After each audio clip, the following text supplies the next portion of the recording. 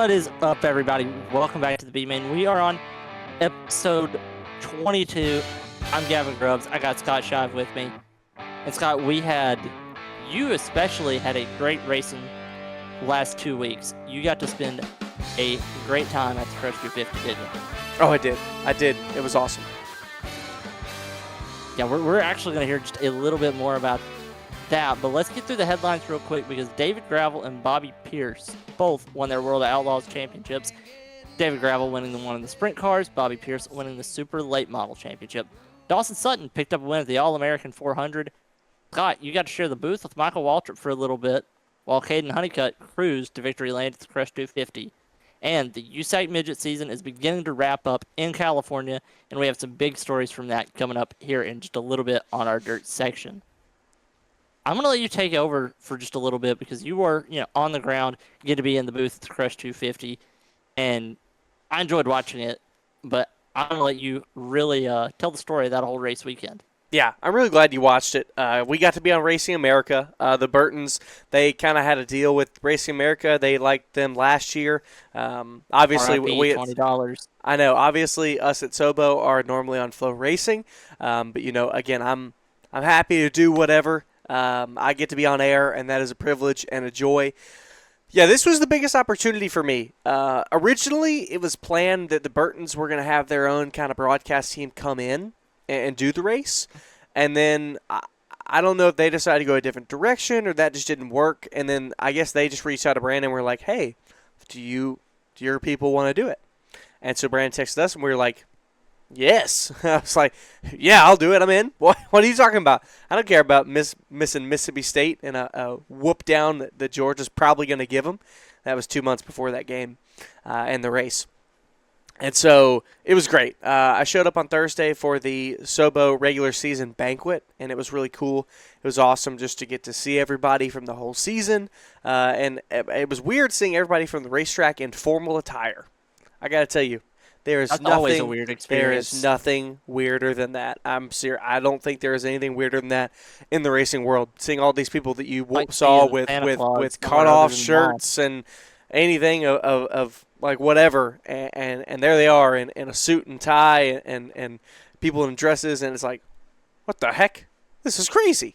So that was fun, and then obviously we had practice all day on Friday. Everybody was there. Every competitor that was going to be in the race decided to come on Friday, which was awesome because broadcaster Scott got to talk to a lot of people. I got to meet Laney Bice. I got to meet Jeb Burton. I got to meet Parker Eatman. Who else did I meet? I met a lot of people. I really did. I met Bobby McCarty. Even though he'd been at the 200, I didn't get to meet him that actual time. So I got to meet him here at the 250. Oh, my goodness. I'm trying to run the list. I met young Aiden King. I met a lot of awesome drivers. I got to see my good friend Mason Bailey again. Me and him got connected at the 200, and well, he's been around just a little bit. So I got to see a lot of good friends as well, a lot of familiar faces, like Blake Stallings. Who else? Who else did I get to see that was very familiar? I don't know. There's a lot of cars there, and there was a lot of people that I did know from that had run the season. But then there were a lot of new drivers that I had never gotten to talk to before. I spent 6 hours in pit road that day, Gavin. The pits opened at 11, and I had to go run and get us some pizza for the team with the broadcasting and the track services crew. So I went and got pizza for everybody, and then I, after that, spent from 12 to 6 p.m. in the pit lane collecting stories. So, and you'd think that was a long time, but it really wasn't. It really flies by, especially when 3 of those hours are practice. So, but yeah, I got to talk to pretty much every driver. You wouldn't believe this, but that day of, I collected 5 pages of handwritten notes. That's a lot of notes. I've said that my favorite part of the job that I get to do, besides actually being on air and commentating the race, is talking to drivers and talking to teams and building relationships, but then gathering stories, collecting those stories, and then creating stories for the race. I mean, that's what it's all about. It's journalism and it's storytelling. And so that was a ton of fun, getting to meet a ton of new people on Friday. Get to work with my team. Me and the team hadn't been together in 2 months, and it was awesome to get to see them again. Then Saturday came, got up very early, and I went to take a picture of the marquee, as always, at South Boston. And then while I was starting to take that picture, here comes this truck. And I look over, it's Jeb Burton. And he was like, what are you doing? And I was like, I'm taking a picture of the sign. He said, so am I. So then he drove me back to the pits. So I hitched a little ride back up because I stayed in the house on like a track property. So I just walked down from where I stayed. And he was like, you want to ride up to the track? And I was like, might as well. So me and Jeb got a little bit of extra time to talk, and we talked about some just casual stuff. And then I did get to ask him, by the way, about the mayor incident. I really didn't want to, but then I was like, it just kind of came out. And he was very chill about it. You're trying to hold it in, and you just had to let it out. I know. I really did. And we were cool. Like, he was cool. Like, Jeb Burton was great. Like, he wasn't bothered by it. Like, because I didn't want to be like that guy that's like, oh, you and Sam Mayer, like, what happened? Like, I did not want to be like that because that everyone's going to ask about that. I like asking the questions that nobody's going to ask because then people are like, what? And then they create good stories. So I really didn't want to, but it just kind of slipped out. And anyway, back to Saturday. It was great. Landon S. Huffman was very fast. He'd been fast all weekend. Parker Eatman was really fast all weekend, as well as Bobby McCarty and Kaden Honeycutt. I mean, and then Doug Barnes Jr., morning of, he went from 22nd in practice to top 5. Lee Pulliam Performance found some speed through the night. It's one reason they say Lee Pulliam is one of the greatest late model stock car drivers ever, and it's true. And he'll be back behind the wheel of one, actually, the Thanksgiving Classic. Did you see that news? I believe I did, but I'm gonna let you. He'll be driving a Junior Motorsports car. I did get it right. He'll be driving a Junior Motorsports car, and that's gonna be really cool. I'm gonna have to watch that. But anyway, Lee Pulliam, they made a lot of strides tonight, and getting into the race, like there were 5 cars that could have won, and it was excellent. But yeah, so we that morning qualifying happened, and sadly Landon S. Huffman hung a throttle and got hard into the wall, and their day was over before it really even started. And I was sad by that. I was wondering, because you mentioned him, and I didn't remember him being in the race, so I was about to ask. Hung a throttle in qualifying. What went down? I gotcha. Yeah, so hard right front into the wall. That was really upsetting, because I actually talked to him for quite a while. Really awesome guy. Like, he was very humble, was very appreciative of all the opportunities he had gotten. Like, yes, his dad raced in the truck series, but like they didn't come from money. Like they just, I mean, like he likes doing this, but they don't have all the money in the world. So he's very appreciative. So it was really cool. Like, he was very humble, and he was a nice guy.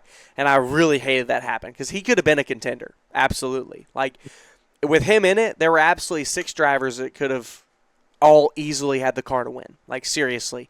It was just a setup for a great race. On top of it all, we were supporting the Ward Burton Wildlife Foundation, which was really awesome, just to get to do some charitable work. Even though, I mean, I didn't really do anything. I hope that people watched and maybe donated, but it was just an honor to get to really call the race and kind of shout out their foundation. I'd say that's probably all I did. There were so many more people. Like, every ticket and suite and like all this stuff like benefited them. And before the day of the race, we had already earned $13,000. Wow. And that was before the day of the race. That was just like pre-sale tickets and all this other stuff. And there were probably less people that are there for the Thunder Road Harley-Davidson 200, which is probably like 9,000 or 10,000 that show up to that race. But there were more than any regular weekly series race. I'd have guessed there were probably 7,000 people there. So I was about to ask, did you have like how many?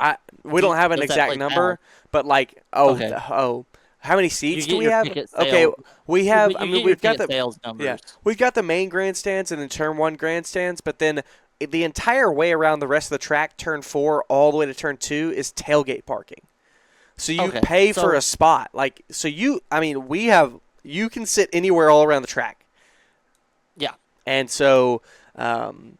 I guess max occupancy of your vehicle. So, and that's what you can fit in your paid spot on the back straightaway. So, I mean, we raised a lot of money, which was really awesome. And then I think we put on a great freaking race. It was awesome to get to prepare for everything. I love doing everything I can to prepare for a race and do all my research information so that I can be the best I can as a commentator and a broadcaster to make people want to watch the show. And you know, just if they're not listening to me, they're at least watching the show or they're learning. So I don't know. I just love it. I really do. And you mentioned Michael Waltrip, and that was probably one of the coolest things I've ever done in my life. Actually, it is the coolest thing I've ever done in my life. I really wanted to take a selfie, and I was like, the moment's not right. Like, because he would have been fine with it, but like, he would have cared. He enjoyed coming up there. Like, he sat with us for a couple laps, and there was a caution like probably 10 laps later. So, but he like was calling the race with us a little bit after we kind of introduced him during the caution. And he was enjoying it. Like, it was great. But he couldn't be there all day, so he did have to eventually go.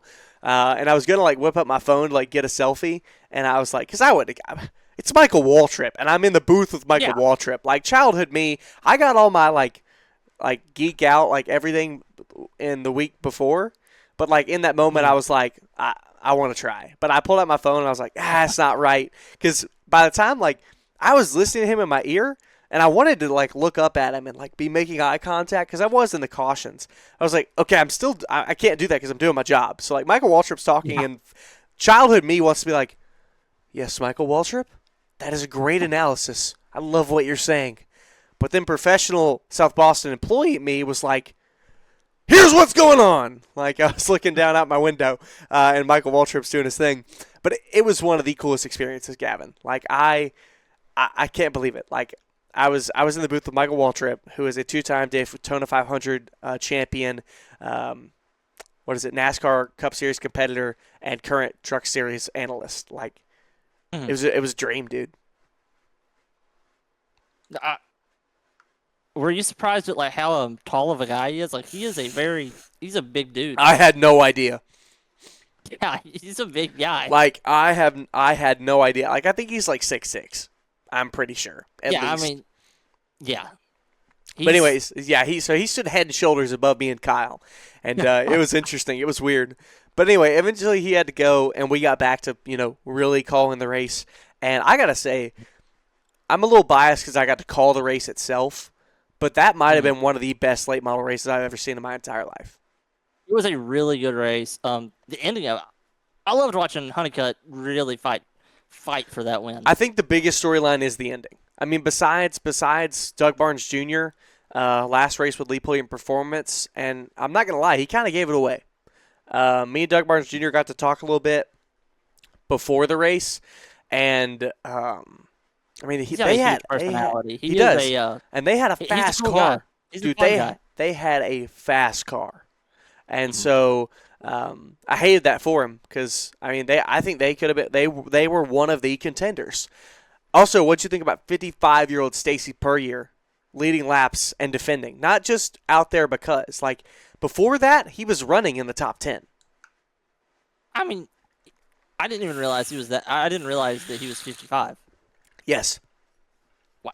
I mean, that's impressive. His first win, or his best season at Sobo, was in 1999, and he's still racing.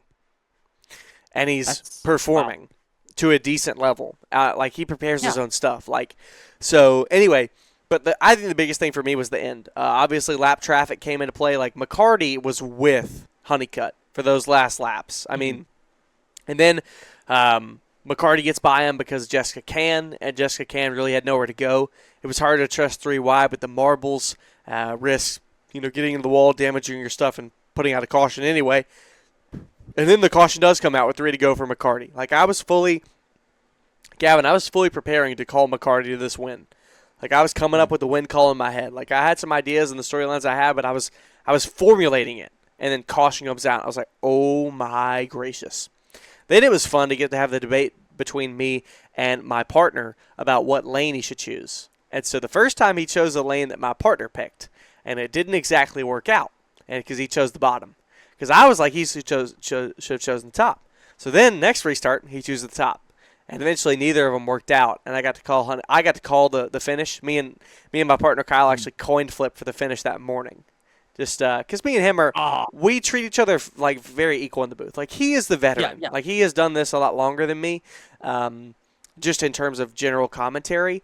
But he's one of the reasons that he's the best, especially a great mentor of mine and a great teacher, is because he treats me very even. He treats me like I've been in the booth the same amount as him, and so we flipped for it, and I won the coin toss. So I got to call the finish, and it was the best call I've done.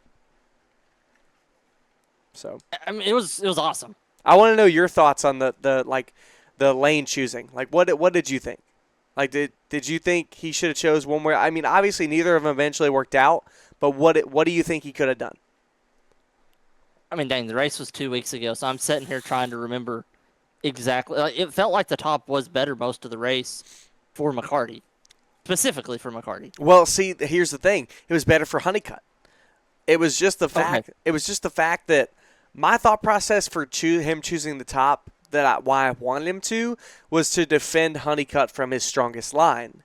Now, the only thing I didn't take into factor is that you do have kind of the power on the bottom if the leader doesn't get the perfect restart, because you can wash him up the track, which is exactly what Honeycutt eventually did, because he had a great 1 and 2 on the bottom, like he did.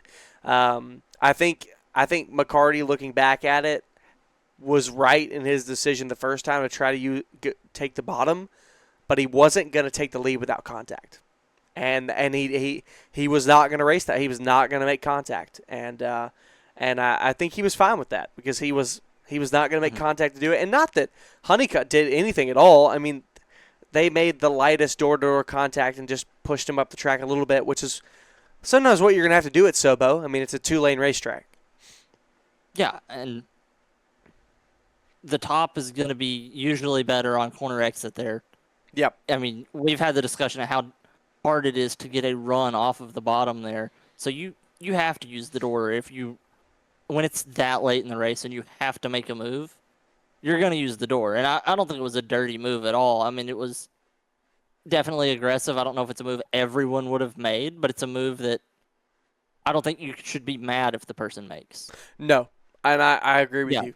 So McCarty had fun. Like he was obviously hurt by not winning, but like I think that was one of the funnest races he had all year long.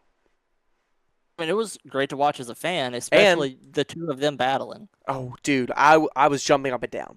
Like as a professional, I was calling the race, but I was I was jumping up and down, like just it was just good racing, and it was just awesome. Did you see as well that in his interview he's running at Sobo full time next year? I did not see that. Yep. So he'll be running with us full time next year. Couldn't be more excited. But it's a really good car to be running there too. Seriously. So because I mean I feel like that's a car that he was on the Cars Tour this year, wasn't he? No. Was he a tour guy, or was he just run several races? He ran a couple, not many. Okay. So where was his primary track this year? He really didn't have one. They kind of raced. Okay. Yeah, they just kind of raced. I gotcha. Yeah. So, but anyway, that was the Krush 250, and best race I've ever done. I mean, and you're definitely like you seem like a guy like you've talked to me about it. You like Kaden Honeycutt a lot. He was drivers. He was a good guy. I mean, me and him are the. So I mean, I think we're the exact same age, or he's like 1 year younger than me.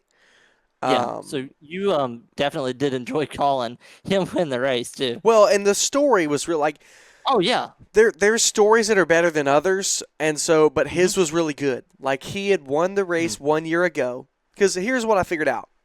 It was a different track, right? Yes, but I asked him what the Snowball Derby win did for him last year. And he was like, honestly, I mean, it's a Snowball Derby. Like there's not many better races that you can win.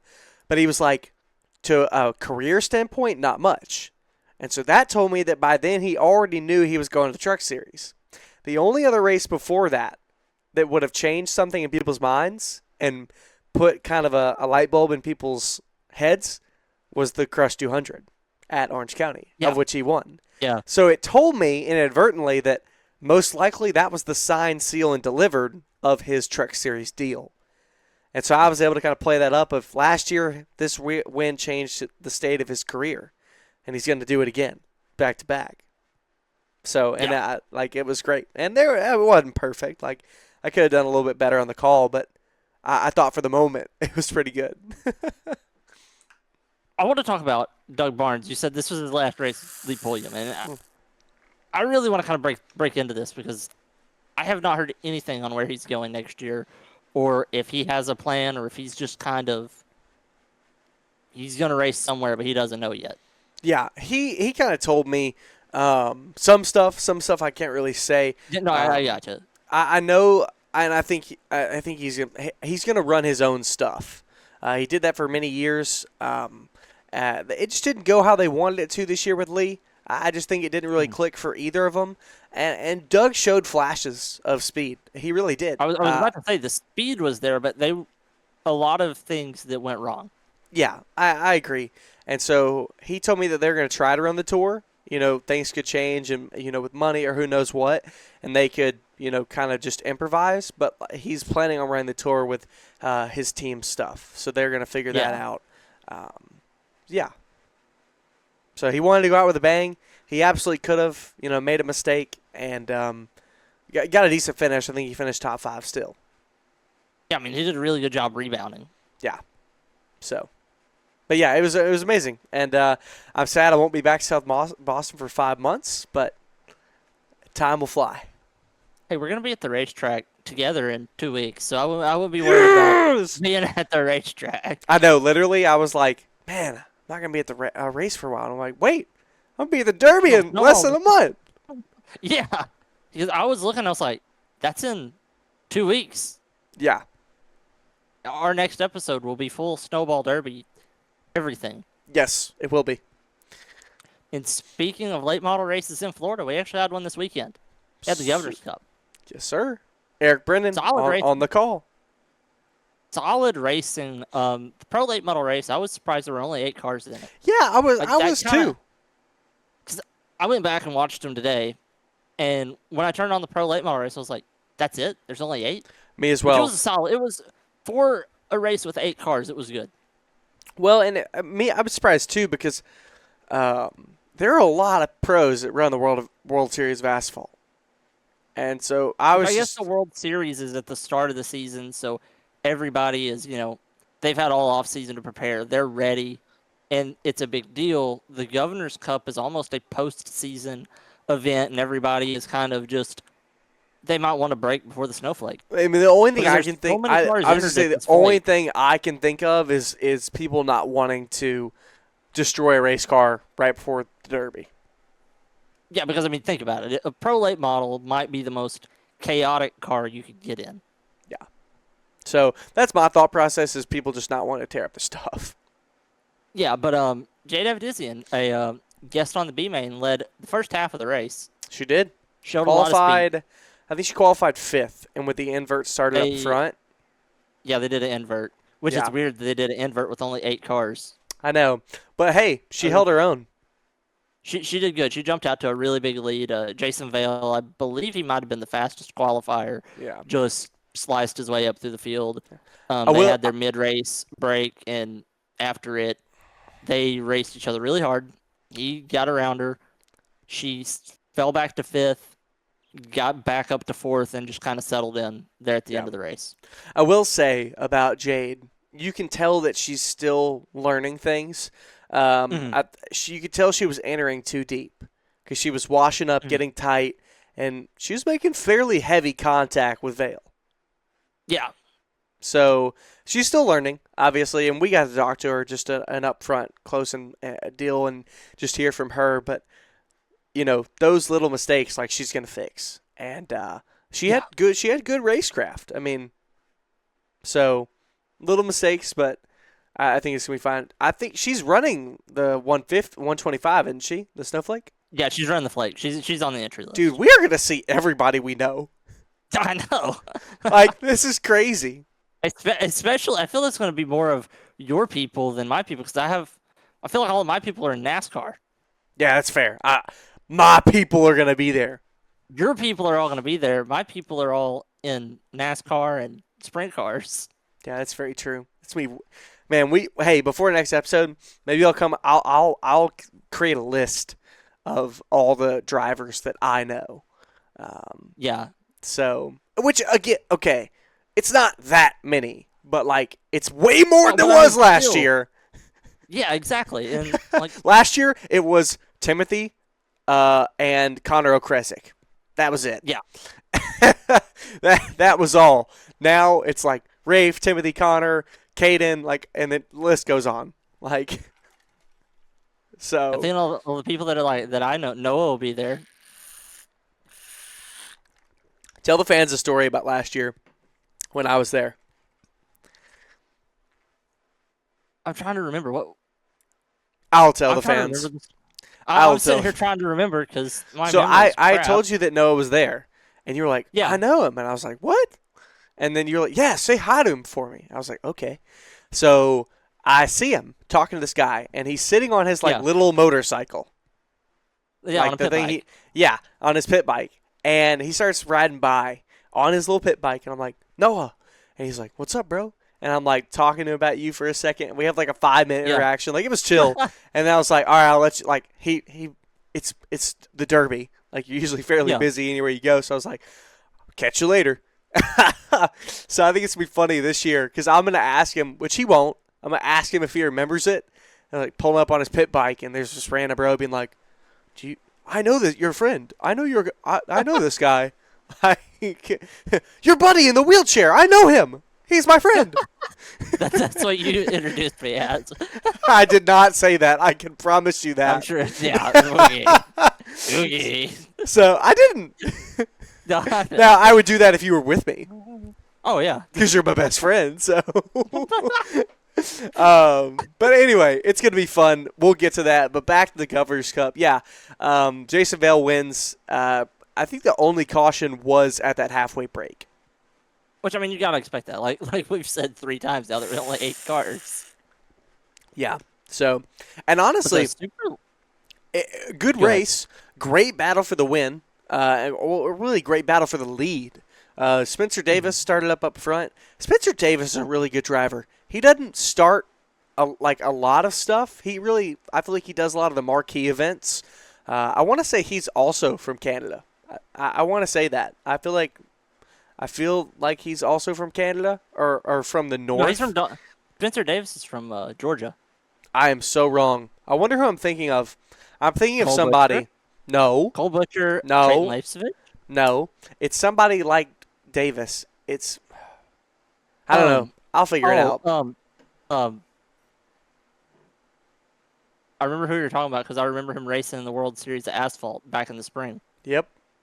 You know who I'm talking about. Let me go look at our rundown chat because I remember we talked about it. Did we? Like a long time ago. Let me scroll. And I want to say it might be like the 96 or something. Let's see. We're doing some research, fans. Corey Hall. Yes. Corey Hall. What, 86? I don't see his number. I just remember it's 86. You tagged me on our Discord notes and made a note about him. Yep, you're right. Corey Hall. That's what I was thinking of. Corey Hall, Spencer Davis, basically the same name. I guess. No, he ran the Rattler. Okay. So I watched him at the World Series of Asphalt and at the Rattler. And he was fast at both. So anyway, different deal. Spencer Davis is also a good driver. And really, he was the only person that could compete with Cole Butcher all day. I mean, Cole Butcher in the opening 20 laps flew up to second place. Yeah, that's what I noticed. Is I saw him get to second, and I was like, I don't watch that many super late model races. I don't have Racing America usually. I buy it whenever Timothy's running or you're calling a race. I'll buy it for like 1 month. And so, but at this point, we've talked about him enough. We know that Cole Butcher right now, at this very moment, is probably the best super late model driver in the country. Yeah, absolutely. No doubt. Like, Cole Butcher's number one, no questions asked.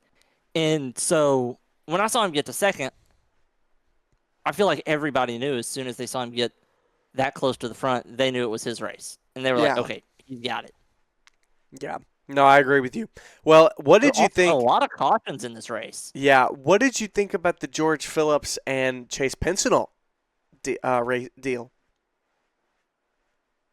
I mean, I don't think it was that bad, but it was definitely shipped him off in there. See, first time. Here's my thing. But I don't think it was Phillips was blocking him like crazy. Well, this went after on for, 20 laps? Yes. If I was Chase, I'd have been fed up too. Because he started to move him a little bit. He just got in there just a little too much. And Chase Pincinel is a driver for Carson Hocevar. No.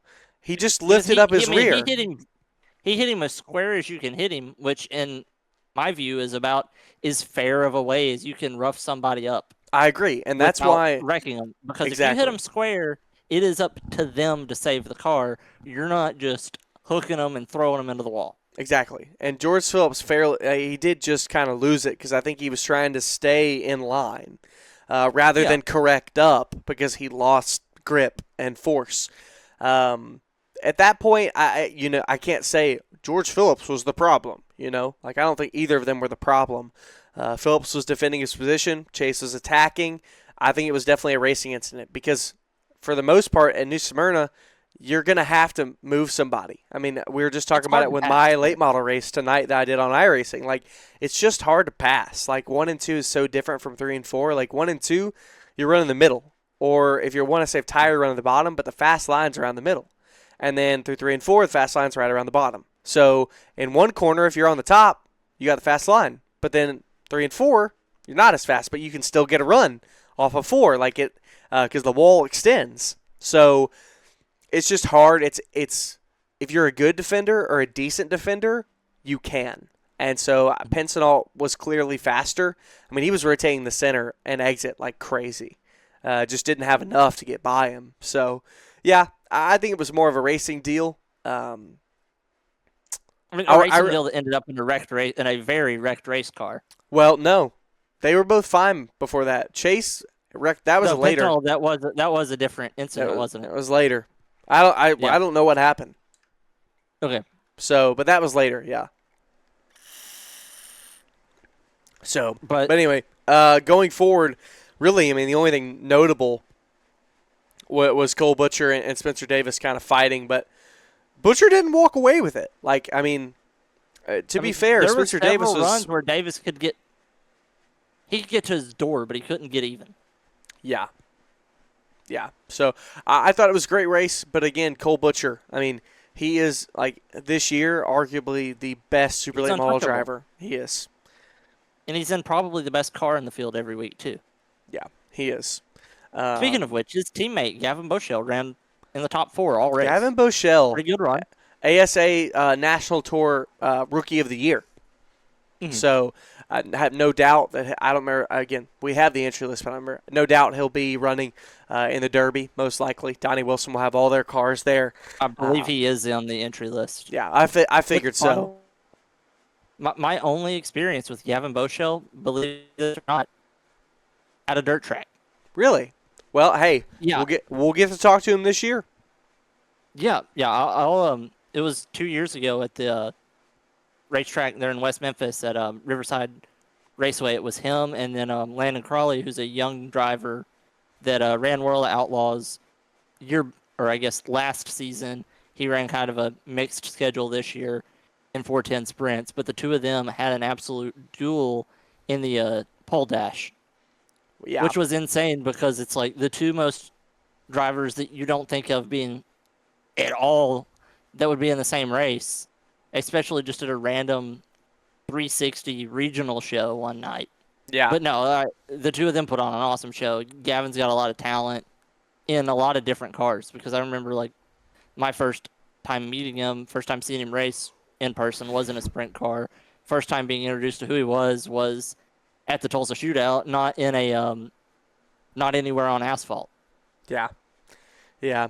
So he did good. I think he's a pretty good driver. Obviously Donnie Wilson, amazing team. I mean inarguably, I think we said this before, Anthony Campy Racing and Donnie Wilson Motorsports are the two best teams in super late model competition. Yeah. So, yeah. So the next time we'll be talking about supers will be the Snowball Derby. We were hoping Timothy would be on tonight, but he didn't get to watch some of our dirt stuff, so he elected to not come on. If you've been missing Timothy Watson, so have we. Don't worry, he's still one of our greatest friends. He's probably playing Battlefield right now. That or Call of Duty or Fortnite. One of the three. Most likely Battlefield because they've been on that. He has been playing a lot of Battlefield 6 lately. Yeah. So don't worry. He is still right close to us. And we're absolutely, he is going to be on the next episode. We're going to force him if we have to because we're going to need his expertise, like per usual.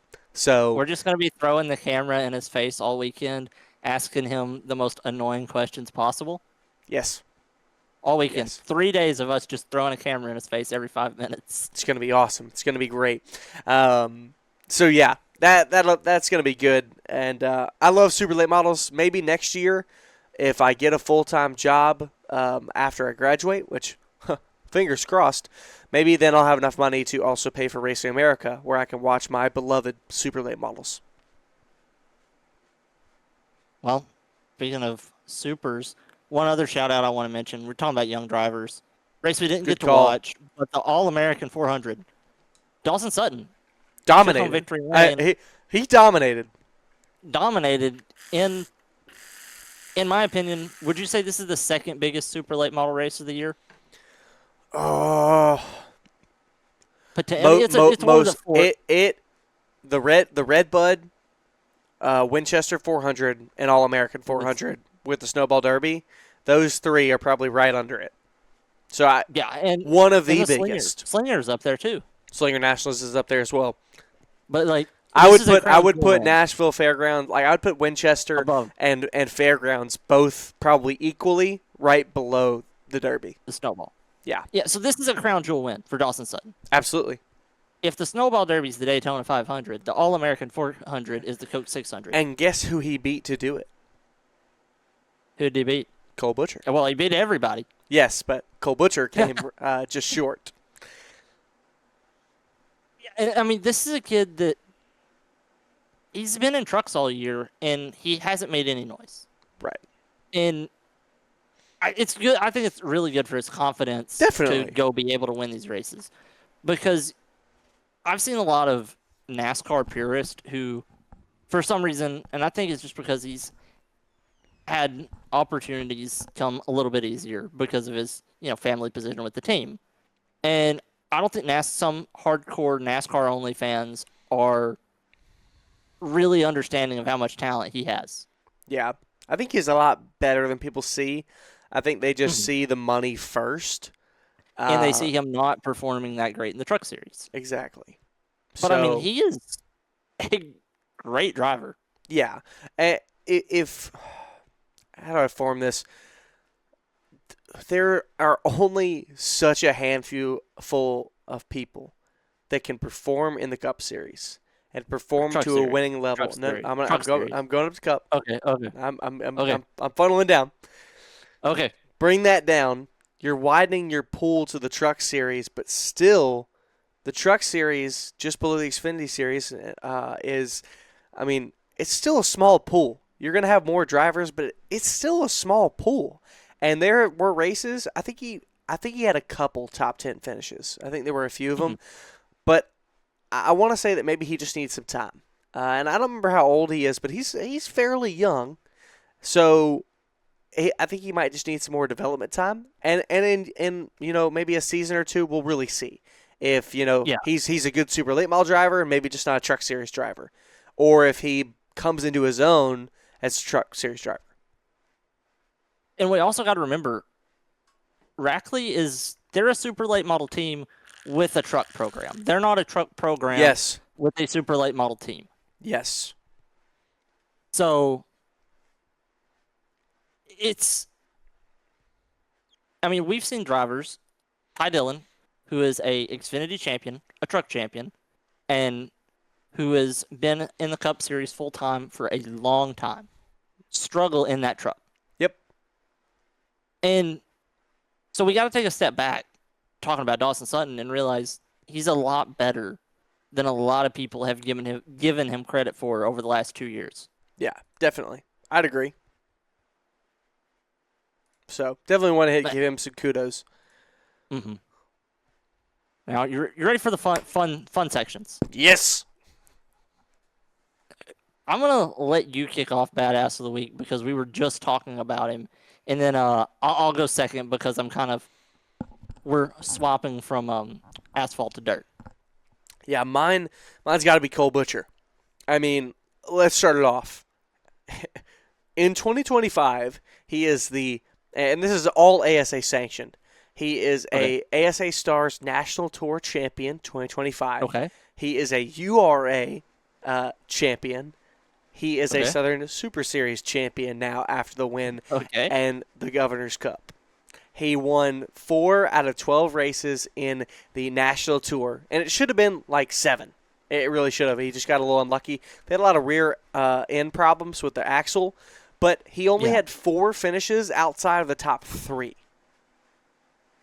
in the National Tour. I talk a lot, and I'm speechless looking at that stat. Yeah. Like Cole Butcher, and that's why I was so excited when he made his Truck Series start. And he did decent at Richmond, and then I don't remember where else he went. It was either Phoenix. Oh, Phoenix. Yeah, and I think he also did decent there, but he got caught up in that wreck, and I can't remember what it was. But I would love to see, like, there are drivers like him and like Stephen Nasse and Bubba Pollard, and then on the dirt side, like you've talked about, like Buddy Kofoid, maybe guys like JD, Bobby Pierce has gotten Rico Abreu, that we've seen some like Abreu, like we've seen him getting some ARCA stuff, and like, but I would love. It was a full truck season. He ran a full truck season. Oh, really? I didn't know that. Anyway, more people like them, like at the top levels of super late model, because super, like I would say ASA and super late models, you see a lot more older drivers than you do than like in the Cars Tour, because the Cars Tour now is more of a development leeway into NASCAR. Super late models is very different. It's part of the NASCAR ladder. Right. Super late models is very different. Like we've seen a good bit of drivers do super late model competition, but they're recognizably from the north or the far south. Because it's if you gridiron it, really, the north, like Michigan, where Carsto's further from, Berlin, everywhere, super late models. If you go down towards the middle and the still all on the East Coast, there's Florida. It's late model stocks and pro late models. Then you go down again, and we're back to super late models. And then you go to the West Coast. I'm typing things on my computer with my phone. I'm throwing everything around. Go back to the West Coast, and we're really mainly in the dirt with West Coast, but then if you're not dirt, you're pro or super late models. So really, late model stocks is a really regionally specific deal with Virginia, North Carolina, and South Carolina. But which is obviously back door. Exactly, which is why I think it's, and with the help of Dale Jr. and Kevin Harvick and Jeff Burton, it's become such a big deal of a stepping stone to the ladder, because it's very publicized, as well as, like you said, in NASCAR's backyard. The rest of them, while circle the rest of the country, are not the heart of oval racing. So they're not as looked at as much even though they represent a much larger span of the country. And so that's why I count super late model competition as, something like, I wouldn't directly relate it to Lucas Oil or like World of Outlaws, because those are the top of their own deal. But I would kind of put it in that realm of like, it's kind of its own thing, because you don't go to super late models necessarily exactly to develop for NASCAR. Like you might, like they put Gio there with Donnie Wilson and Toyota because Toyota had a plan to get him up. Like that's probably Toyota's plan with Gavin Bushell. Put him with Donnie Wilson, same with Jay Davidizian. Like we've talked about Toyota pipeline, but we don't see many other drivers outside of Toyota that want to go to NASCAR being put in super late models, because a lot of those other drivers know that if they're not with a program that's going to put them in a place they need to be, they're not going to get seen. So they're there to gain experience, because Toyota knows that, hey, let's see what we want to see on a competition side, and then we can bring them somewhere else. So I just thought about that all in this moment, and I'm like, wow. Yeah. But anyway, like that's kind of what I see super late models. So we see a lot of older drivers like Bubba, Stephen Nasse, guys like Cole Butcher, who kind of had some shots but really didn't, quite get the opportunity they needed, but are still, they are legendary drivers. And you could think about, how many drivers have done that and not made it that absolutely should have been legends. Seriously, like that. Like, think of all the people that could have been NASCAR legends or whatever that just missed it or didn't have the money or whatever. I like to see him and drivers like that get opportunities, in trucks or Xfinity or something like that. Yeah. So that was a really long badass. No, but it makes sense because you have. It fits what we're doing because. Thank you. It's my badass. We're technically staying in super late models, just not on asphalt. Jonathan Davenport at the World Finals in Charlotte. He won 2 races this year of the 3 nights, and he tied and broke Jimmy Owens' win record in that event at the Charlotte dirt track. He has 8 wins at the World Outlaws World Finals now in super late model competition. And he also won both nights. Tim Flow night in America the next week. Yeah. He ended JD had a year. I say ended. They have one more race. They're going to the Dome in St. Louis.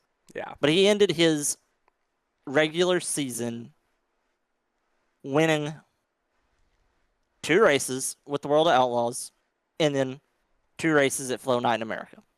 Yeah. It took him a little bit to get going this spring. But like we said, he didn't have that fall off mid-year like O'Neal, Shepard, and Moran had. Him and RTJ RTJ had a little bit of a fall off. Yeah. JD was the only one that was good all year. Or I say good, they were all good all year. He was the only one that was a contender to win all year long. That's why I would argue against. Showed up at that's why I would argue against the playoffs for Lucas Oil. Yeah. So that's a whole other deal. We've had this conversation. We have had this conversation. The only other thing I'll say, because we didn't really get to talk about Charlotte that much, and this is kind of segueing into dirt, and we're not done with. We got to get the bonehead. But what did you think about the track conditions at the Charlotte Oval? Because I saw the videos. Short Track World Finals. Yeah. So yeah. Was that what that was? Yeah. So there's the Short Track World Finals, which is all of the dirt car sanctioned things, which are technically owned by World Racing Group, but it's not the World Outlaws. It is more of a collection of regional series all racing together as it is one national championship. Okay. Because it's basically all of the best drivers from the South and the Midwest showing up together, running, 602, 604 crate late models, all of your dirt modified divisions, your street stock, pro stock, all those, 4-cylinder What was divisions. the deal with the track condition? It just rained a lot, and they tried to get the show in, and the track was probably a little bit too wet than they should have. And, I remember seeing videos. This was 3 weeks ago now, but it was a borderline disaster. I think there were cars that left because the track conditions were so bad. I would have too, because rutted up. You could not drive without killing your car. Yep, like I imagine that most cars that raced were junk after. Yeah, and it was a shame that happened. And there's no right answer because let's say they cancel the event. Well, you had hundreds of race cars that drove from all over the country. Yeah. To be there. And if you would have canceled the race, that's a disservice so much to them money and lost. a disservice to the fans that showed up. Right. But if you decide to throw the race and people tear up their race cars, you're going to be looked at as the bad guy for not canceling the show. Yeah. And I like the other perspective because maybe a lot of people didn't know that. Yeah, and when you get there and the track is too bad to race, and they had a very short window. They could have maybe delayed it a day or two, but they can't delay it that far because they have the World Outlaws showing up on Thursday. And you have to have the middle of the week to, flip the track all the advertising and things, flip the track, flip the pit area, get the grandstands ready for another race weekend. Yeah. And so the racetrack at Charlotte was put in a bad position. Yeah.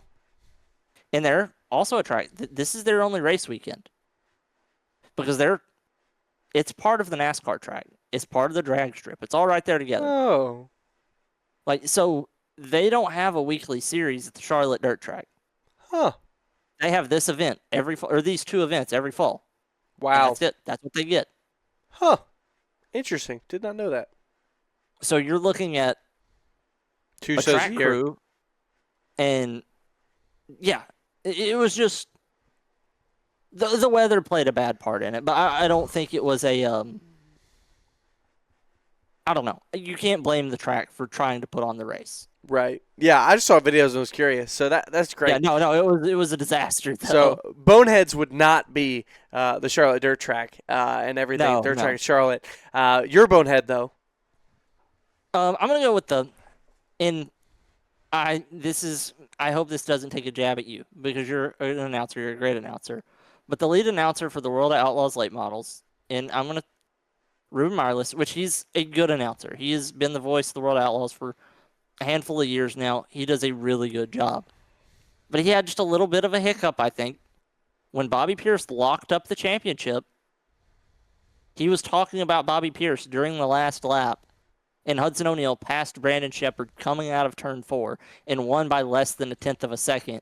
And he didn't acknowledge it till he looked down at the scoring and said, wait, Hudson O'Neal won this race. Oh, my goodness. He missed the winner of the race, talking about Bobby Pierce, who was still one race away, because I think he locked it up on night 2. And he was talking about where he finished in night 1 and explaining what he had to do in night 2 to lock up the championship. Right. As Brandon Sheppard had dominated the race, and Hudson O'Neal got around him in lap traffic, literally coming out of 4. Yeah. And he just missed it. Wow. Yeah, it gets tough when you start dealing with championship and coming down to some races. Yeah. And having to kind of focus on that and later. No, I know you're not. I know his position, so I'm saying but I know what you're saying too as a fan. It's like, how did he miss that? Yeah, and I'm not trying to say he's bad because he's a pretty good announcer. And it was just one of those moments where you're a fan and you're watching, and the camera is on the battle for the lead, and I'm sitting there pointing at Hudson O'Neal winning the race, and I'm a pretty big Hudson O'Neal fan, so I'm excited he wins, and he's just not acknowledging the move he made to win the race. Yeah. Yeah. I know what you're talking about. And it's not like the end of the world, and I feel like, every good announcer has had a bad moment. I am sitting here, I made him my bonehead, and this is going to be karma for me making him my bonehead of the week. Is I actually got to sub for you in the Misfit race the other night, and I got to watch him. I got to I'm the color commentator, but I was explaining and really talking about the battle for third that was going on. I didn't realize it was the last lap. They cut to the race winner in coming out of turn 4, and instead of just shutting up, I just say who's leading the race and who won, and completely took over the lead announcer calling the race winner. So, I had a bonehead moment as an announcer, too, this week. So that's what I get is making Ruben my bonehead, is I end up having a very similar moment. Don't worry, guys. I'm taking back my position with Misfit Racing League this upcoming Saturday. Oh, yeah, no, that's hilarious. So, yeah, I did not have a bonehead because I'm struggling to find dumb moves, which is really weird. You can make me your bonehead for that. It could be. It could be, Gavin. So, but let's move on to dirt. So, because we're rolling on through right now. The World Outlaws Finals, it was 2 weeks ago, and everything that was supposed to happen happened. And I'm assuming you got to watch most of the highlights, at least, of what happened. Yes. Okay, so, you can agree with me. There was some good racing, but nothing out of the ordinary happened. What was supposed to happen happened. Yes. So I kind of want to run through the highlights of each night and maybe just say one or two things. Night 1 highlights. That's funny. I typed it wrong. I said Kofoid 1 highlights because he won there. Because he, I was talking about the points battle of the bullet point above. Kofoid 1 highlights. But night 1 highlights. Rico won the sprint car race. Awesome to see him win. Everybody's always happy when Rico wins. But Corey Day went from 21st to 3rd. Who, by the way, I'm going to use this as a moment to say, full-time driver of the 17 Xfinity car for Rick Hendrick this year. I did see that. Also, just thought my bonehead. I feel like this is a good. My bonehead was definitely kind of Dawson Pursley. Okay, yeah, that's fair. We get to talk about that here in just a minute. Yeah. But let's go ahead and make that your bonehead. Put a note of that. 21st to 3rd in a 30-lap race. I mean, dude was flying. And then the other highlight I just talked about, Hudson O'Neal winning in the final corner. Brandon Sheppard dominated the race in the super late model. Just absolutely just handled the field. Hudson O'Neal kept getting a little bit closer and a little bit closer later. Brandon Sheppard washed up out of 4 so he could get around a lap car. Hudson O'Neal just stuck it to the bottom and got around Brandon Sheppard on the front stretch of the last lap. Insane. Great move. Yeah, I mean, I think that might have been the highlight of that whole weekend. That move. Yeah. It was wild. Night 2, High Limit and the Outlaws best. They're champions. 1v1, Rico versus Gravel. David Gravel took home the gold. Awesome. Awesome win for David Gravel. Great racing. And then that's when I mentioned Jonathan Davenport tying Jimmy Owens all-time World Finals win total at 7. Night 3, Kofoid won his 12th race of the year, but it was just too little, too late to close that gap on David Gravel. Yeah. And you got to think of, with that and with Gravel's DNF on night 3, how much that ending of that race a few weeks ago where Gravel right-reared Kofoid, what that would change. And how close the championship was going to be. Yep. Without that move. Yep. And then Jonathan Davenport holding off Hudson O'Neal to break Jimmy Owens' win record at 8 the next night. And like I said, Jonathan Davenport has been on fire the last 2 weeks. But now let's get to what you wanted to talk about. USAC midgets. Yes. What did you think of this whole week? The whole race. Dude. 100 laps in midgets? I've been telling you for the last few months that this is one of my favorite races of the year. I know. I haven't had as much time, but I'm glad I got to watch this one because, oh my gosh. It was great. It's awesome. There was 3 wide. There was you could pass left and right. Most people run in the top for the most part, but you could run the bottom. You could run above the cushion. You could run in the fluff. Which was like really, Larson. I saw that. I was like, huh? That was really weird to me. So, Placerville, that was a cool racetrack. Like that was really cool. It's one of my. It might be my favorite, or not my favorite, but I think it's my most underrated, hidden gem short track in the country. It was so cool. It was awesome. And it's obviously built into the side of a hill. It's not like it's out in the open. Oh, really? Like if you look at it, the turn 1 and 2 and backstretch wall are just a hillside. And the pit area is up on top of a hill, kind of. Oh, I did not know that. I'll have to look up photos or something. It's up in the mountains. It's up in the mountains in California, close to Sacramento. So it's a cool spot. Yeah. I thought it was I thought it was a great race. Obviously, I would have loved to have seen more battles for the lead because anytime we got a battle for the lead, something happened to the leader for the most part. Everyone that ran in the top 5, it seemed like, had something bad happen at some point. Yeah. Yeah. So, but I also loved the fights for the lead. Larson being able to fight with – who was he fighting with at first? Was it Day? Or Day. Yeah, them two. Larson, back and forth. It was awesome. And then, of course, obviously, we got Larson was up front, and then Dawson Pursley. Kofoid made a run at the front. Pursley made a run. Which, it was so weird seeing Kofoid and a midget, which, I mean, it was normal because, he was running midgets like 2 years ago? He ran midgets up until 2 years ago, yeah. Exactly. So he ran for KKM, the team he ran for that night. Like exactly. The biggest he knows them, yeah. I remember he won 20 races in a year in midgets before. Oh my gosh! Well, anyway, they looked awesome. The red and black mobile, oh yeah, clean. Cannot lie. I don't know what happened to him late though. He pulled off and went into the work area on that last caution. That's what I saw him drop from third, like top 3 to nowhere, and I was like, "What just happened?" But I don't really know. They never said what exactly happened. Yeah.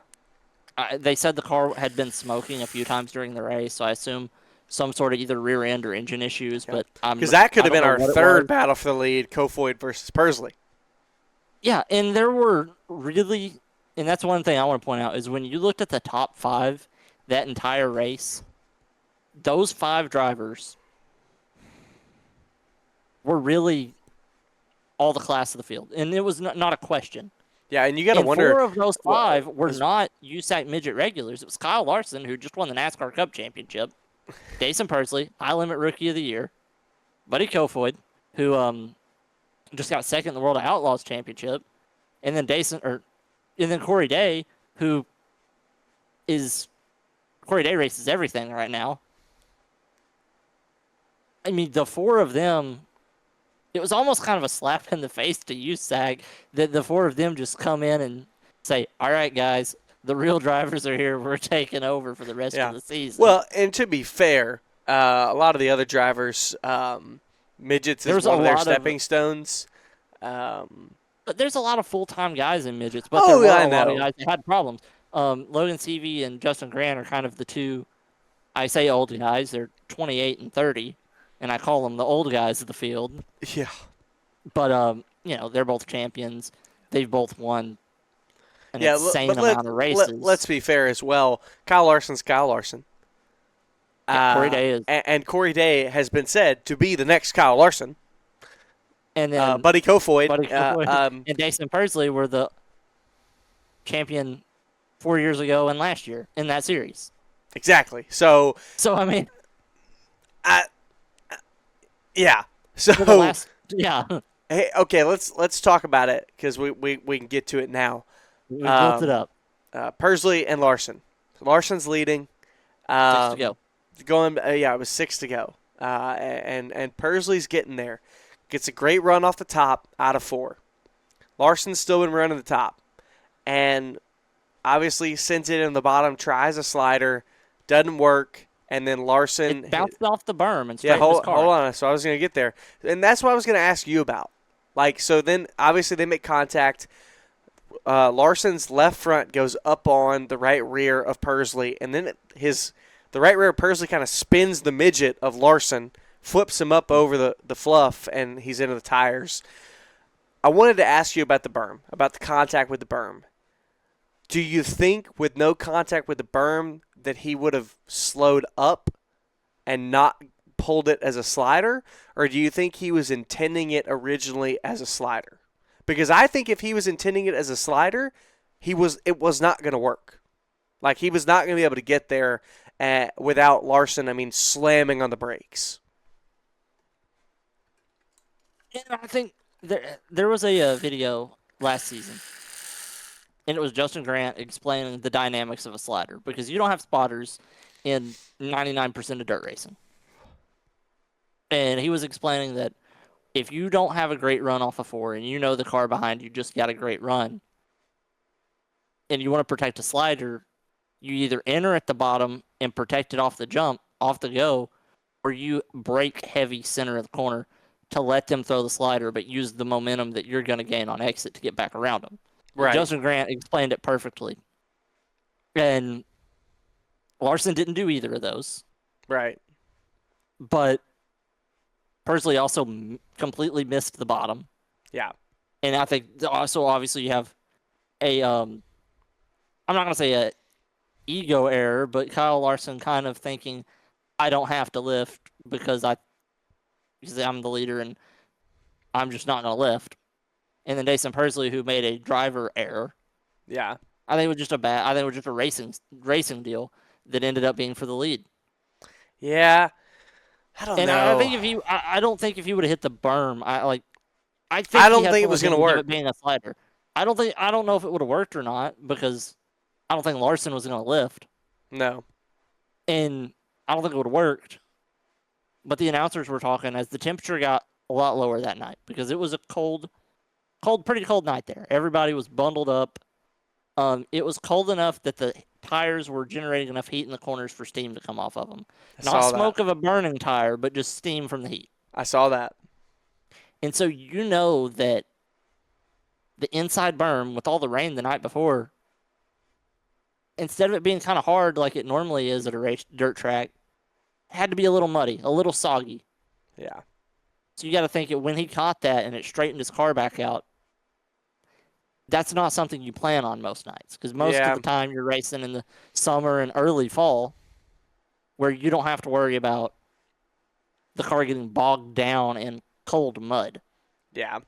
I just think, yeah. I think it was a racing deal. I think it was a driving mistake by Dawson Pursley. Yeah. Well, I don't think it wasn't intentional. I'm going to send it in here and wreck this guy. Yeah, I no. think it was no. I'm going to throw a slider, and the slider didn't work. I just think the slider was never going to work, no matter if he hit the berm or not. And so, he had a great run out of 4, but I think he was still too far back. Yeah, he so might have been. That's my thought process, and I think it was a little heat of the moment, like 5 to go. And like you said, driver error. So, but I think if he was a left front and a right rear, and those midgets aren't a very big car, and that berm slowed him up a lot. That's so if he wouldn't have hit it, I think it could have been clear. Maybe, but we'll never know. But I don't think the decision was bad. I think the execution was bad. I will say though, I did appreciate in his interview he said, I don't even want to celebrate the accountability though. Like whatever happened, like he took accountability. Like, and he said he was going to talk to Larson. Like a lot. Like I appreciate a lot when drivers will get out and say, "Yep, I screwed up. Yeah, I can't make it better, but I did." Yeah.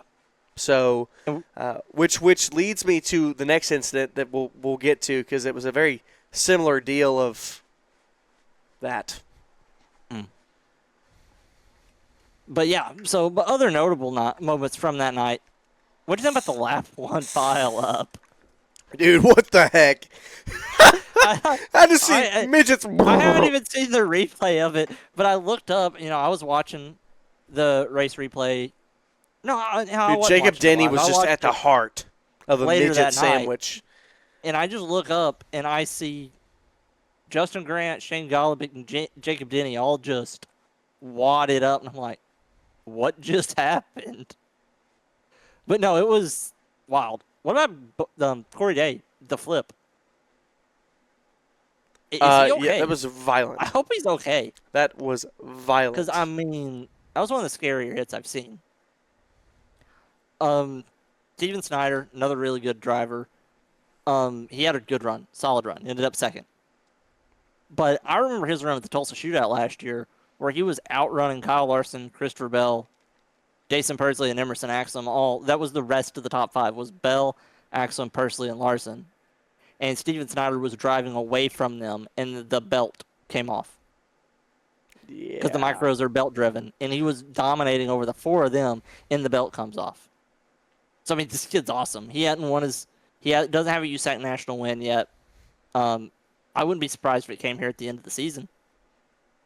Because he showed a lot of speed in all these tracks that they're about to go to here in California. All at really small bull rings where guys that run micros or guys that are from there are going to be great. And then Logan Seavey made contact with Steven Snyder, got put to the back of the lead lap, rebounded to get a top 10. It was, like we've talked, it was great racing all night. Oh, yes. Like, I loved it. I really did. Like, I thought it was great. Yeah. And it makes me want, I'm going to point out, these are the list of drivers that are running the rest of the USAC schedule It was supposed to be over this week and next week. The race this Wednesday night got canceled, so it's going to be this coming weekend, and then all of next week they'll be racing. Kyle Larson, Corey Day, Dawson Pursley, Carson Macedo, Buddy Kofoid, Ty Gibbs, and Santino Ferrucci, all running the rest of the USAC schedule. That is NASCAR, World of Outlaws, High Limit, and IndyCar, all represented for the end of the USAC midget season. I mean, that's awesome. Yeah. I think Ty Gibbs running kind of surprised me. Like, I've seen him, he's ran a few midget races, he's ran a few sprint car races this year, but for him to commit a full 2 weeks to go out to California and run, I believe, 4 nights next week. Yeah. I mean, that kind of surprised me. For him to be going all the way across the country to be running races that are less than 20K to win. Right. Like, see how it goes. I think that's going to be good for him, though, because anytime, and this is a testament to all these drivers, anytime you can run something you don't normally run, you're going to be better as a driver. Mm-hmm. Especially when all these guys are at the top national level of their discipline. None of them are developing drivers anymore. Mm-hmm. They're all, at the top level. So they've learned almost all they can in what they do. So to be going and running midgets together, picking up a little bit of different skills, great. And it elevates the competition of the regular guys that are running that series. But I know you want to talk about this because this is a driver you said, this is going to be my dirt late model guy. Well, he made some headlines this weekend at Night 2 of Flow Racing in Sonoya. Yeah, literally don't know why I've called this my guy. I don't know. Picked him up. I literally did. So I haven't really stood by it very much of just, oh, yeah.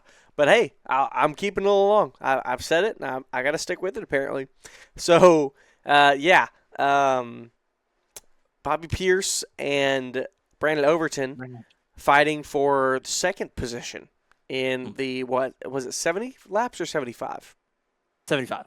75 laps in the finale of the Flow Racing Night in America Championship. I think it was 10 races, right, through the year? I think around 10, I think. Yeah. It was scheduled as 10. I don't know if they got all 10 races in. There was some weather, so I don't know. It was supposed to be 10. And combination of the two series, the best from the World of Outlaws and the best from Lucas Oil. That's what I love. A little bit of the best of the rest showing up to all run it. Yeah. So all the Flow Racing Night in America races were great. Yeah. No, I every one of them this year was a great show. Yeah. And I loved Sonoya. Like that, dude, you could run the bottom, you could run the top, and you could run the middle. Yeah. Like it was 2 really good racing events. Like Sonoya put on a great show. Like, I mean, there was 3 wide action too. And the track wasn't rutted up at all either. Mm-mm. I mean, it was. That's one thing I noticed when I was making my notes. Is I said the track is smooth as butter. Yep.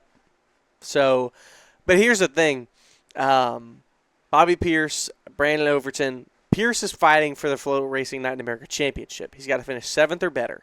And so Overton said he was like, I'm going to give him room. He's racing for a championship. He's racing for a lot of money. But he was also obviously like, I have a good car. Like, I don't know. He said it in a poster interview that he didn't think he could beat JD, but he definitely could have finished, top 3. And so what it looked like was that I think it was like less than 25 to go, or maybe less than like 40. It was halfway through. Mm-hmm. And Pierce and Overton are fighting. Pierce had gotten to the top, Overton on the bottom, and it looked like Pierce just comes left right across the track. And I listened to both their interviews, and what it sounded like was that Pierce was thinking about going to the second lane from the bottom. So leaving one lane for Overton, but obviously Overton did not know that he was going to go to the bottom. Overton probably thought that Pierce was going to go all the way to the top. And so he did not turn in to go all the way down to the bottom. And so they make left front and left rear and right front contact, and both of their tires go down, except Overton's goes down heading into turn 1, and he's hard into the turn 1 wall. He gets out of the car. Bobby Pierce is in the work area fixing his downed left rear, and Brandon Overton comes running over, hits Bobby Pierce on the head, and is screaming at him. It was a whole ordeal. He's almost all the way in Bobby Pierce's car with him. Yeah, it was a whole ordeal. Which okay. I don't know if we've had this exact discussion. I think fights are good in racing. Oh, I do too. And there's some people like, oh, it's making our sport look trashy. Nobody ever says that about hockey. Nobody ever says, oh, hockey's trashy. No, it's tough. Yeah. It's a grown man sport. Yeah. And I think it's great. That's why, I think I don't think they should be encouraged, but no. I think you should let them. I don't like it when crew guys get involved. Or I was going to say, it has got, it's a fine line. But I think when things like that happen, there need to be officials there ready. But let the guys hash it out. When they go to the ground, you break them up. It's better hand-to-hand than car-to-car. Yeah. Because people will do dumb stuff and wreck car, like all this other stuff. It's better in your fist than it is with your hands on the wheel. Yeah. So, but yeah, obviously it's gotten out of hand before. Pit guys, grabbing something or like whatever. It's a fine line, and that's obviously why you can never encourage it, but it's going to happen. And yeah, so I thought it was good, and it was a good publicity moment for them. And here's the thing, Bobby Pierce kind of owned up to it. He said, I got to look at it, but from what it sounded like, I came down and he wasn't thinking I was going to, like all this stuff, and he was like, we'll talk about it, and we'll figure it out. So, yeah, honestly, when I looked at it the first time, like when I saw it, I thought it was just that Overton got up into Pierce. But then when I looked at it again, after hearing both their comments, I was like, oh yeah, Bobby Pierce just took a hard left to go down to the bottom of the track, and Overton had no idea, and because you saw that it took the air off of Overton, and then he could not stop. Yeah. So it sucked for Overton because he was having a really good run off of. It's been a tough year for Overton. We've seen some sponsorship movement for him. We really questioned early on in the year if he lost Napa because he was not a part of their 100th year celebration, and we have not seen Napa on the car since. Right before they had Dude Wipes, he had the hot sauce, and then he had a different one for this race. So. And besides sponsor-wise, result-wise, it hasn't been the greatest. It hasn't been terrible. I think he's top 7 in points overall on the World of Outlaws side. Or is it Lucas Oil side? Can't remember. Lucas Oil side.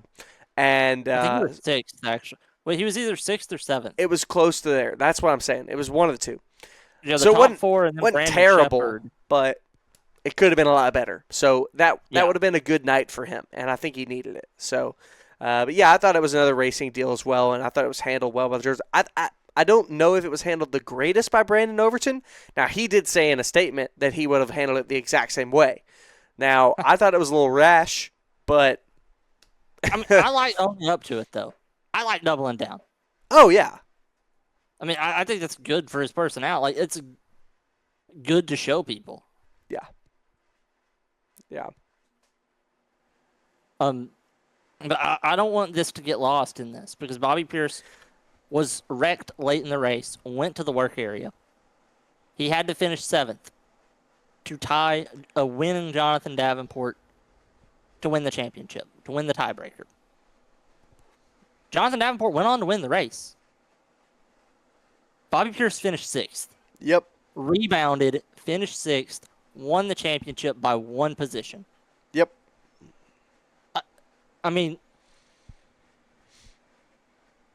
Wow. Yeah. JD is great. Those two, especially this year, I think you'd put in the top category. Yeah. And that's another thing is we talked about, and I know we've had this conversation about the playoff in Lucas Oil, and I don't want to go in depth with it. Yeah. But Jonathan Davenport was Lucas Oil's best driver. Yes. He was 1 position away from winning the Flow Night in America title over Bobby Pierce. Mm-hmm. So he was almost the best in that series, and he didn't get the win in the Lucas Oil Championship. Yeah. And guess what? He won both the closers. Yeah, he won the 2 closing races for World of Outlaws and then won the 2 closers for Flow Night in America. So, right now, at this moment, he's the best dirt late model racer in the country, and he has 0 championships to show for it. Yep. Which frustrates me. I'm not going to blame the Flow Night schedule or format because it's a miniature season. It's not technically a full series. It's just a mini series. It's a mini series, which is awesome. I think we need. Oh, I love it. I think it's great. Yeah. So. If the World of Outlaws didn't limit 4 freebie non-World Outlaw races for their regulars, I would love to see a sprint car championship like that, a mini sprint car championship of just like the big races. Yeah. No, I agree. I think it'd be cool. Make all the 6-figure races their own championship. Yeah. Every race that pays over $100,000 in sprint cars, make that its own championship. I think that would be amazing. That'd be really cool. So. But I think that's all I have right now. That's all I've got. F1's wrapping up their season. Yeah, dude. What's the championship picture even look like in that? Dude, because Oscar Piastri has been fumbling. I can't lie. Bro got in his head after Monza, after some team orders stuff, and bro has been fumbling it ever since. He went from a 30-point lead to now he's in a 26-point deficit. And if he doesn't have a great performance this weekend at Las Vegas, if Lando Norris scores 2 more points, then Lando Norris could mathematically win it in Qatar before the final race at Abu Dhabi. Now, I would obviously love for it to come down to Abu Dhabi between the two. And I'm a Piastri fan in the McLaren game.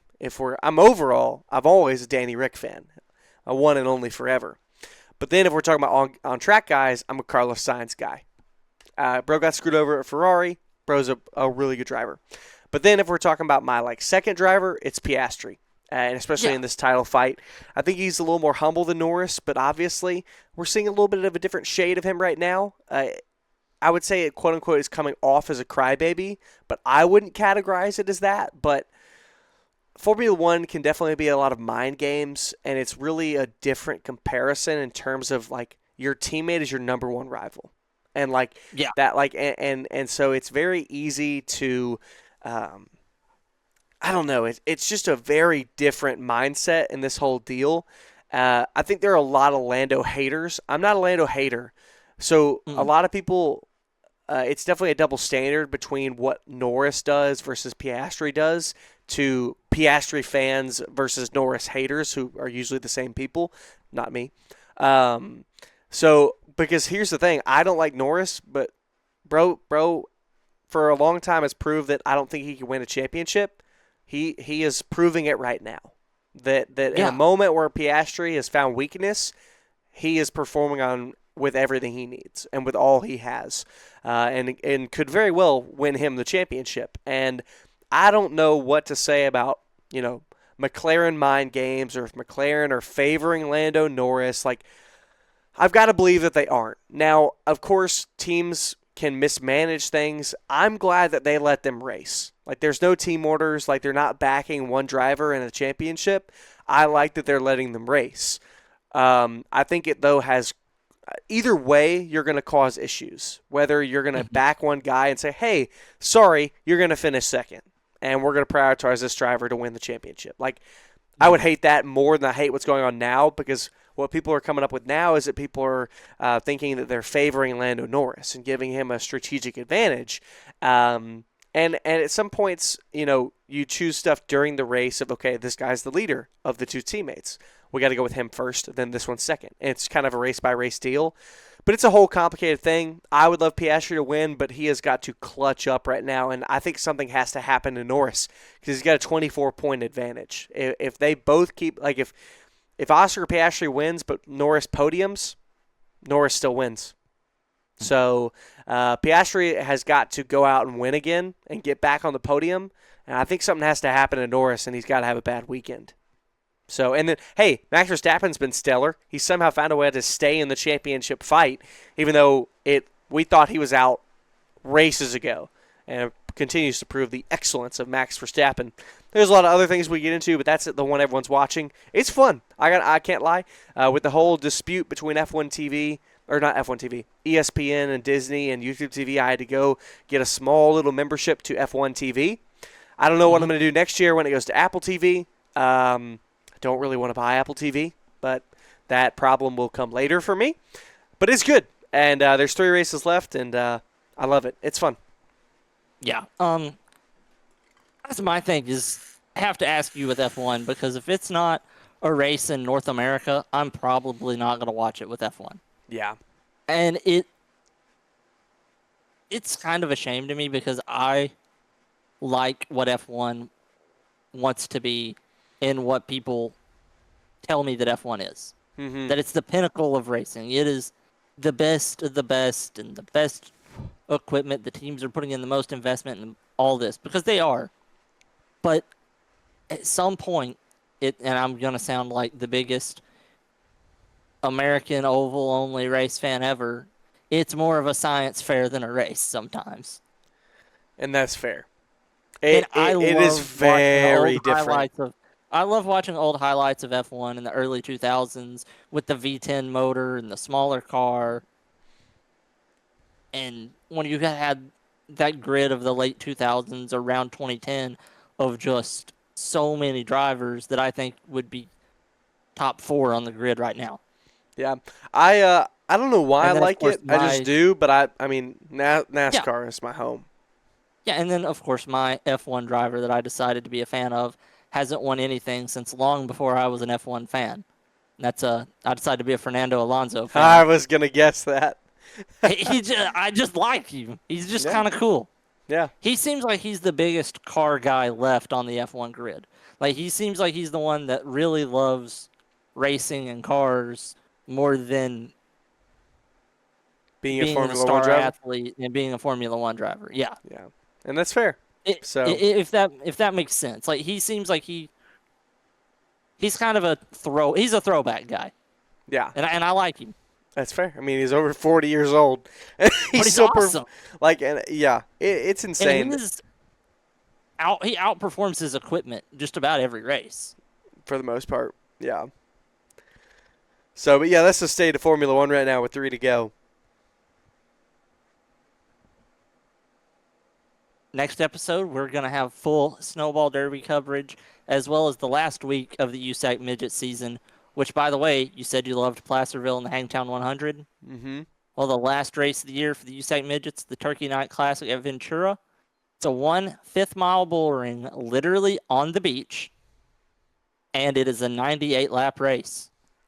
When is it? So it is, I don't know the exact date, but it's the next weekend. Okay. The end of the USAC season. I believe it's Friday or Saturday. It's the weekend as soon as Thanksgiving. We'll find the time to watch it. Oh, we're going to watch that together because it's one of my 5 or 6 favorite races of the year across all racing. Bet. It's all coming up. It's going to be good. It's going to be fun. I'm excited. As I always say, what off season? Yeah, seriously, not for us. If you want not an off season. As we always say, if you want to sponsor us, you can contact us at the bmainpodcast2024@gmail.com. We would love some money to start doing some more things, some greater things, and we gotta make some end of year goals and goals for 2026, and we'll maybe share with y'all what some of those things are, and Gavin and I are gonna kind of develop them and figure out what all of them are ourselves. So we'll keep y'all up to date with some of that stuff, and we appreciate all you watching here, episode number 22, and we're gonna be talking about dirt a lot more here in the off season. We mentioned it, and I think we did a lot more this episode, but it's going to be good. Any final things, Gavin? Keep watching races. Just remember there's no off season. If you think the off season is boring, you are not watching enough racing. It's a great point. There is something almost every week. I think there really is something every week except the week of Christmas. Find it. Go out there. Find it. Watch it. Stay tuned. Find it. Watch it. Stay tuned. See ya. Peace.